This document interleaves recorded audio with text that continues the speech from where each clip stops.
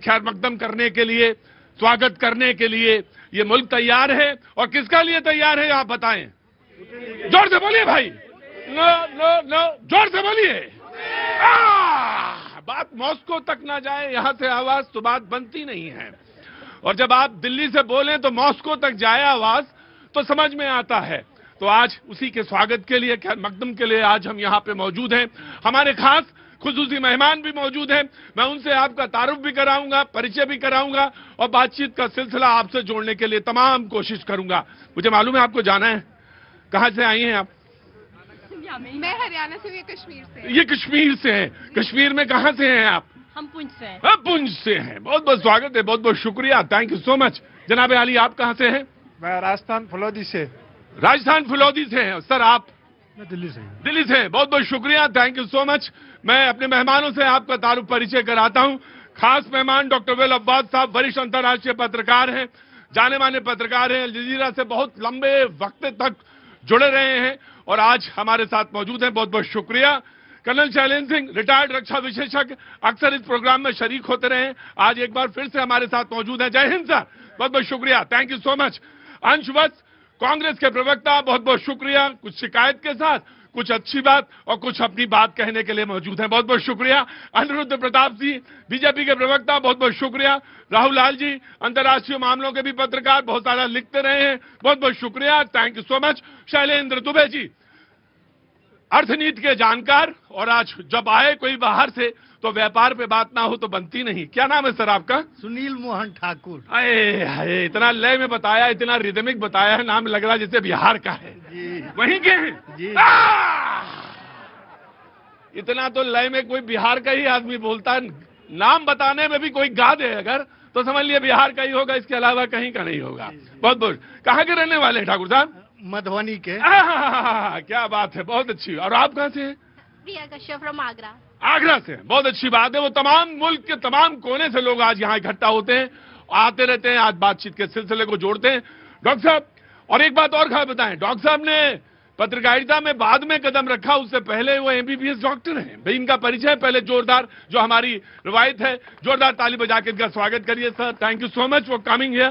Sir मैं आपको खड़ा करना चाहता हूं और ये जानना चाहता हूं कि जब भारत और रशिया के बीच मैत्री और पुतिन का यहां आना और पूरी जो जियो पॉलिटिक्स है, अंतर्राष्ट्रीय जो पॉलिटिक्स है, उसमें भारत और रशिया का मिलना और तमाम सारे पॉइंट्स, आखिर इसकी महत्ता क्या है, व्हाट द इंपॉर्टेंस, ये लोग जानना चाहते हैं कि इसमें ऐसे समय में तमाम सारी बातचीत हो रही है, पूरी दुनिया में बातचीत हो रही है, जंग छिड़ी हुई है, लेकिन ऐसे में जब हमारी बातचीत है या द्विपक्षीय या बाइलेटरल टॉक्स हैं तो इसके मतलब क्या होते हैं, ये जनता जानना चाहती है। जनता भी आपके दरबार में खुला है और आप भी अपनी बात, अपना सवाल जरूर रख सकते हैं। जी सर।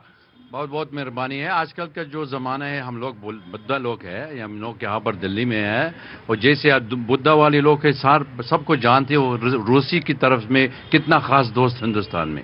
ये हाँ। सबसे बड़ी बात ये है, 1971 आपका याद होना, जब तक पाकिस्तान के लिए बांग्लादेश का और फ्रीडम और उसके लिए हो गया था, उसी के वक्त में सिर्फ यूएसएसआर और इंडिया के साथ में खड़े हो। जब जिस वक्त में अमेरिका में उन्होंने न्यूक्लियर वेपन वो बे ऑफ बंगाल भेज दिया था, इंडिया में लिए चैलेंज कर रहा है। इसलिए जब तक हमको जमाना में 70 साल हो गया था, जो यूएसएसआर की तरफ में आप समझ लो ये हेरिटेज बिल्कुल रशिया से ले गया था।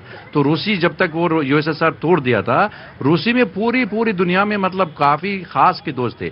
आज जमाना है जो जियोपॉलिटिकल चेंजेस है, दोस्त की सबको दोस्त है, दो किस्म के दोस्त है, बड़ा ध्यान से सुनिएगा। लेकिन फर्क ये है, ये हाँ। एक फर्क है रशिया में। हाँ। ये फर्क है, ये तो खास दोस्त, यानी मकसद ये उनको गद्दारी काम नहीं किया था। हाँ। अब 70 के साल की बात है, देख लो, कभी कभी इंडिया में कुछ चाहिए जिंदगी में, कभी वेपन चाहिए, कभी इंटरनेशनल कम्युनिटी में कुछ कर रहा है, तेल चाहिए। बिल्कुल तेल में वो तो है, बंदूक भी है, सब कुछ है।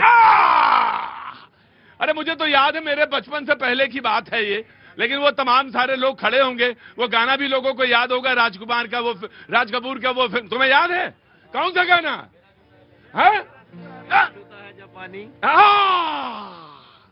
तो आज एक बार फिर से 2 लाइन तुम गुनगुना दो जरा, थर्मा रस्मी तौर पे, रस्मी तौर पे। हाँ जी। मेरा जूता है जापानी, ये पतलून इंग्लिस्तानी, सर पे लाल टोपी रूसी, फिर भी दिल है हिंदुस्तानी। मेरा जूता है जापानी, ये पतलून इंग्लिस्तानी, सर पे लाल टोपी रूसी, फिर भी दिल है हिंदुस्तानी।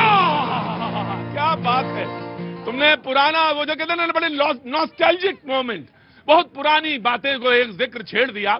लेकिन सच ये है कि नए दौर में और नए समय में कहानी नई लिखनी होती है, और यही बात है इस समय, मौजूदा समय में जो नेतृत्व है उसके लिए सबसे पहले मैं विपक्ष के व्यक्ति जो कांग्रेस के हैं उनको खड़ा करना चाहूंगा, क्योंकि जिम्मेदारी सारे तरफ से है, तो इनकी भी जिम्मेदारी बनती है, सारा कुछ इनके ऊपर भी है। फिर बीजेपी पे आता हूं and then I will come to again to defence, और क्योंकि मेन चीज तो वही है कि हमें क्या क्या चाहिए और मजबूती के लिए हमें और कौन कौन सी चीजों की आवश्यकता है।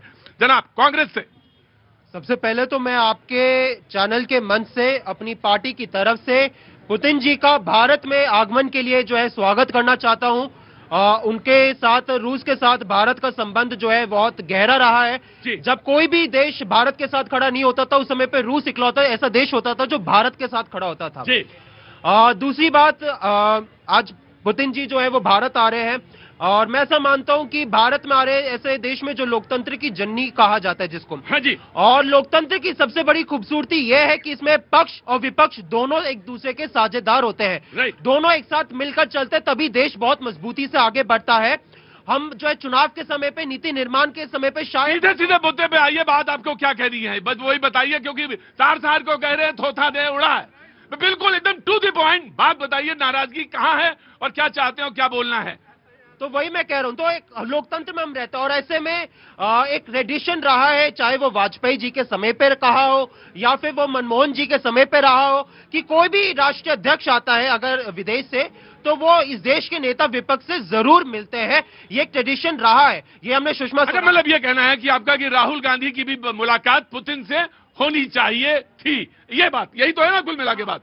सुषमा स्वराज जी जब रही तब भी हुआ ऐसा हुआ, और अडवाणी जी रहे तब भी ऐसा रहा। लेकिन इस ट्रेडिशन को अगर कोई तोड़ने का काम कर रहा है, इस देश में अगर इस मुलाकात में कोई खटास डालने का काम कर रहा है तो वो मोदी जी कर रहे हैं अपनी इनसिक्योरिटी के कारण। राइट, दो बातें इन्होंने कही कि भाई इनसिक्योरिटी के कारण, वैसे तो ये बात आज होनी नहीं चाहिए, तो बात तो आज कुछ और होनी चाहिए, और बात दरअसल ये होनी चाहिए कि हमें क्या क्या मिल रहा है और ये जो व्यापार है उसका संतुलन कैसे बन रहा है, इस पर बात होनी चाहिए। क्योंकि तेल खरीदते हैं हम उनसे ज्यादा, और लगभग 38-39% तेल हम उनसे खरीदने लगे हैं, तो बैलेंस जो है थोड़ा सा तो बिगड़ गया ज्यादा, तो उसको कैसे करा जाए, वो जो इनको चाहिए हम कहां बना पा रहे हैं, ये सब बात होनी चाहिए। लेकिन ठीक है, ये लीडर ऑफ अपोजिशन है, इनकी भी एक पॉइंट है, इन्होंने रखा ना, तो बीजेपी विल रिस्पॉन्ड। देखिए, आज इतना खुशनुमा माहौल है कि दुनिया के दो मोस्ट पावरफुल पर्सन एक साथ मिल रहे हैं। यही लोग थे, ये कहते थे तेल मत खरीदो, ये चिल्लाते रहते थे। अच्छा एक बात बताइए, आप कांग्रेस की स्पोक्स पर्सन है, Rahul Gandhi ji leader of opposition कब बने थे? तारीख याद है? 9 जून 2024 को। और 10 जून 2024 को किससे मिलते हैं? बांग्लादेश की प्रधानमंत्री से मिलते हैं। मिलने नहीं दिया गया था, मिलने दिया गया था। 1 अगस्त 2024 को किससे मिलते हैं? वियतनाम के प्रधानमंत्री से मिलते हैं। 21 अगस्त 2024 को किससे मिलते हैं? मलेशिया के प्रधानमंत्री से मिलते हैं। 8 मार्च 2025 को किससे मिलते हैं? न्यूजीलैंड के प्रधानमंत्री से मिलते हैं। 16 सितंबर 2025 को किससे मिलते हैं? मॉरिशस के प्रधानमंत्री से मिलते हैं। आप कह रहे हैं मिलने नहीं दिया जा रहा है। गजब के व्यक्ति हैं भाई राहुल गांधी जी, मतलब झूठ भी बोलते हो आप तो, मतलब सीना ठोक के बोलते हो। और अभी 4 दिन पहले चिल्ला के बोल रहे थे कि तेल मत खरीदो। मैंने डेट वाइज बता दिया कि लीडर ऑफ अपोजिशन को कब कब मिलने दिया गया था। राइट, मैं ऐसा मानता हूं कि भारत और रूस के बीच में जो है हमारे रिलेशन बहुत ज्यादा मजबूत होने चाहिए, और ये एक बहुत जो हम सब लोग जब मिलते हैं किसी अंतर्राष्ट्रीय नेता से तो हम लोग अब पार्टी वाइज नहीं मिलते, हम इस देश के प्रतिनिधित्व के तौर पे मिलते हैं। इस देश के नेता विपक्ष की भी इस देश की भूमिका में उतना ही लोकतंत्र में उतनी भूमिका जितनी इस देश की सरकार का होता है। मैं ऐसा मानता हूं, यहाँ पे इन्होंने इतने सारे गिनाए, आप मुझे बता दीजिए क्या इस देश में नेता विपक्ष से क्या पुतिन जी मिल रहे हैं या नहीं? इस देश के नेता विपक्ष से वो मिल रहे हैं या नहीं? इसका जवाब वो दे दे, साफ साफ बता दे। मतलब बात दरअसल ये है कि पुतिन से मिलना जरूरी है। बात हाँ, क्योंकि एक सेकंड सुनिए, जब यूपीए का सरकार था उस समय पे जब जॉर्ज डब्ल्यू बुश जी अमेरिका के जो राष्ट्रपति थे वो आए, वो अडवाणी जी से भी मिले। जब बराक ओबामा जी आए तो वो सुषमा स्वराज जी से भी मिला, और तमाम पुतिन जी भी जब आए थे यूपीए के कार्यकाल के समय पे तो भी वो सुषमा